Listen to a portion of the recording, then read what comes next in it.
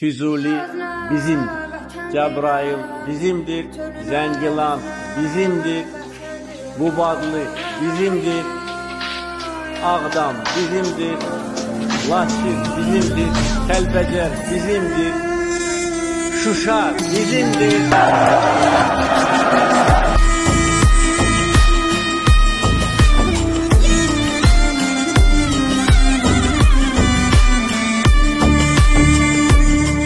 Qarabağ bizimdir, Qarabağ Azərbaycan.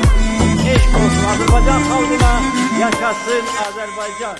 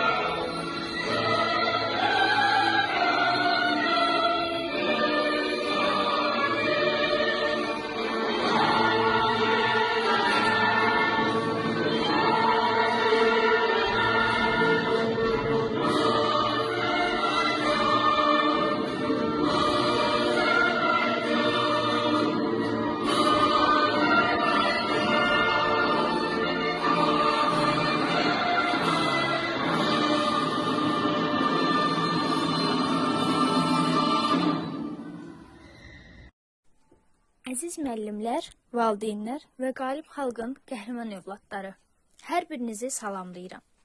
Bugün bir xalqın ən qürurlu günü, hansı ki, hər şeyi ilə özünü bərqərar eləyən, adını tarixe qırmızı hərflərlə yazdıran Azərbaycan xalqının zəfər gününü qeyd edirik. Artıq 5 ildir ki, bu günü qürurla və sevinclə yaşayırıq. Tariximizi öz canları bahasına şərəflə yazan hər kəsə əsl Azərbaycanlı demiş babalarımız. Tarixin qurcuları olan əskərlərimiz, inamla baxan xalq və ən əsası qazilərimiz, şəhidlərimizdir deyə ifadə edirik. İstərdim ki, bu şərəfli yolda vətən torpağını qorumaq üçün özünü sipər edən qanadsız mələklərimizin, şəhidlərimizin əziz xatirəsini bir dəqiqə sükutda yad eləyək.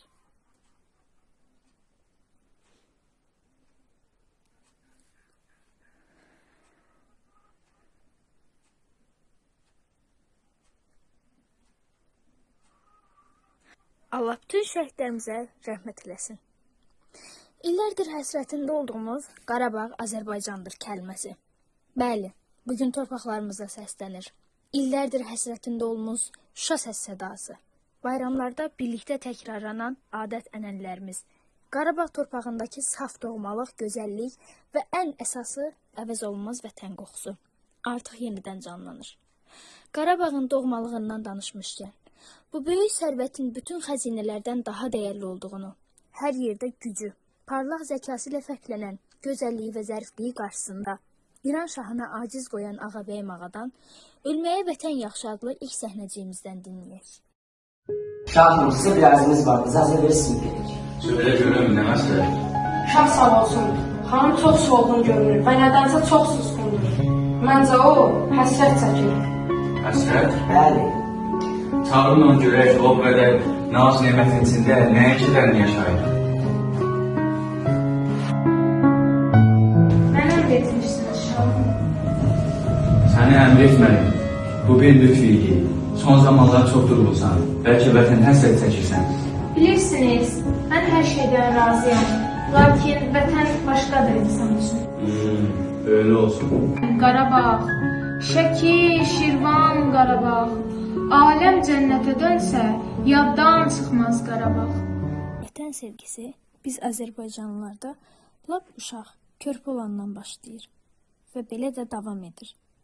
Biz bunu 44 günlük vətən müharibəsində, kiçik uşaqların zəfər rəsmləri çəkmələrində, ümidini əsla sındırmayıb, nikbin baxan şəhid analarında, mən də əskər olacağam sözü ilə fəxr edən şagirdlər yetişdirən müəllimlərimizdə görürük.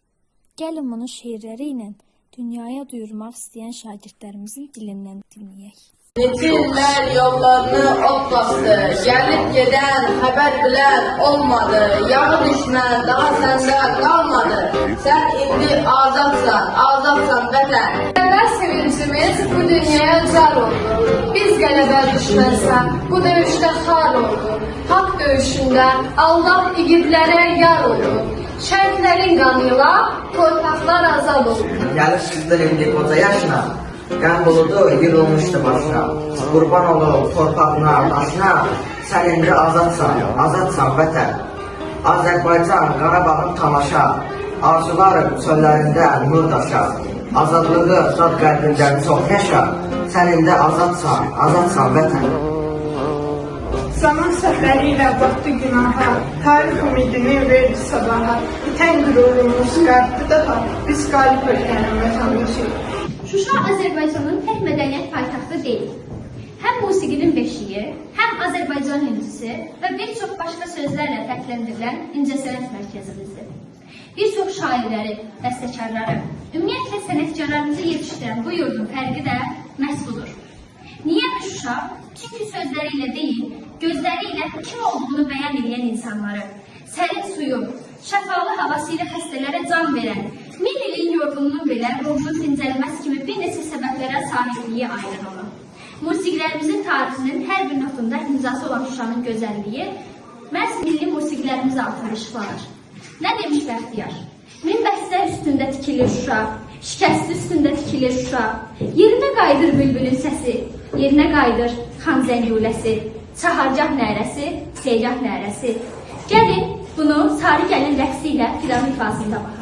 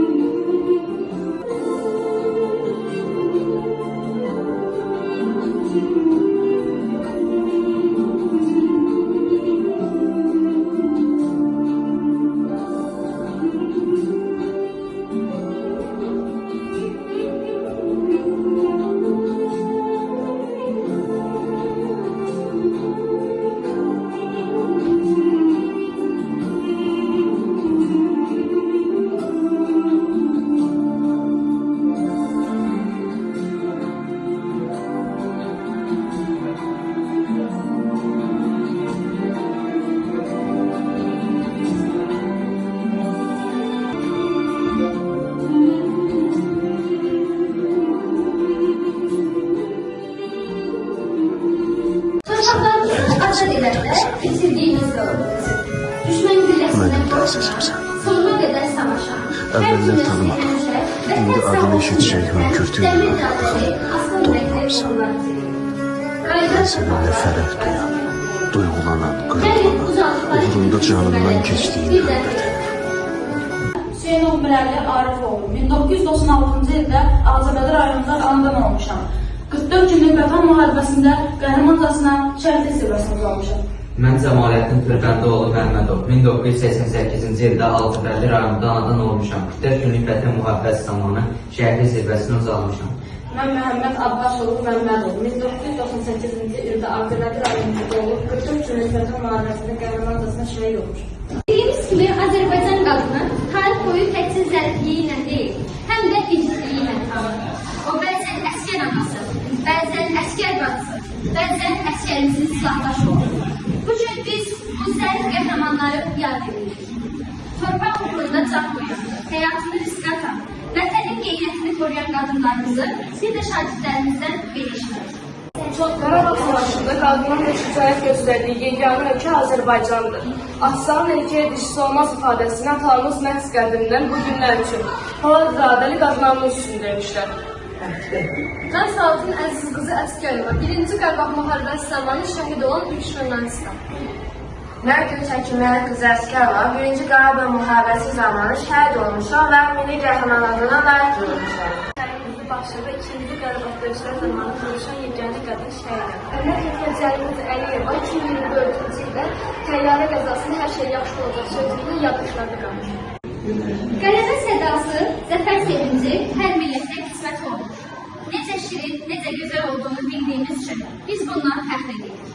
Bəs bu, bir əskər yolu gözləyən ailədə, bir əskər yolu gözləyən anada, ümidli baxan atada sizcə necə olar? İndi bunu səhnəciyimizdə görəcək.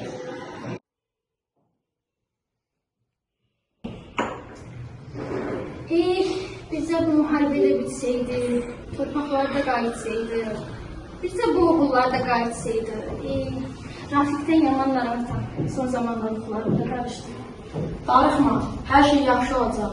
Rafiq də gələcək, hələ gözəl günlərimiz qabaqdadır. İnşallah. Ana, Rafiqdən məktub var. Azərbaycan xalqına bu yüklənilmək mən həyatımda bəlkə də ən çox fərqlilərindən biridir. Əziz uşaq, sən azadsan. Uşaq bizimdir. Qarabağ bizimdir. Qarabağ Azərbaycandır. Əskər yol gözləmək asan məsələ deyil. Şəhid anası olmaqsa özü və vətənini gərektirir. Oğlu haqqında heç bir şey bilməyir. Düşmən qarşısında onlara açıq verməmək, dik durmaq, uzaqdan baxılanda səhv və əyilməz, içi qan ağlayan birisi olmaq ana üçün ən çətin məsələdir. Heç olmasa oğlunun nəşini belə görə bilməyən bir qadının, saçları bir gündə qapqaradan ağappaq olan bir qadının nələr çəkdiyini bilməsək də təsəvvür edə bilirik. Nəyə görə həyat bu qədər ədalətsizdir? Bir ananın dərdinə bir də belə baxın. Laylı şahidim laylay, körpə balam laylay. Sənsiz evlər həsrət dolu, gözlər kədər, ürəklər səhər dolu. Laylı şəhidim laylay, ruhuna dualar oxunur sənsiz. Vətən səni unutmur və bilir, ruhun əbədi yaşayacaq səni. Layla şəhidim laylay, evim, eşiyim laylay. Ay ana, qoy qardaşım torpaqda hüzurla yatsın. Yaxşı ki, onun kimi oğullar var. Heç olmaya son dəfə görə bilmədim balamı. İndi kim bilir hardadır mənim igidim, qorxmaz balam. Ürəyin üzmü ay anam, sənin oğlun da hamı təqdir edir. Ata-anamın sevgisi, ailəmin qurur mənbəyidir. İndi isə bütün Azərbaycan mənə naməlum şəhid deyən çağırır. Qarabağ uğruna gedən döyüşlərdə şəhid olmuşam. Bu gün hamının fərqliyəm, eybi yox. Qoy məni heç tanımasın, ancaq mən bu torpaqda şərəf qoyuram. Oğul, sənsən. Mən onun səsini eşidirəm. Mən daha yox anam. Bəli, zəfər mövzusunu danışsaq bitməyəcək bir mövzudur. Hələ ki də bu xalq üçün. Gördükləriniz və izlədikləriniz tamamilə gecə Çünki vətənimizin vəsifində hər şey tamamilə saflığı ilə təmin olmuşdur. Buna görə də məhz Qarabağ, məhz Azərbaycan. Nə gözəl demiş Cənab Ali Baş Komandan, Qarabağ Azərbaycandır deyə. Tədbirin təşkil olunmasında əmək olan 8D sinfinə və sinif rəhbəri Əli Bəzboyaya xüsusi təşəkkürlərimizi bildiririk. Zəfər gününüz mübarək.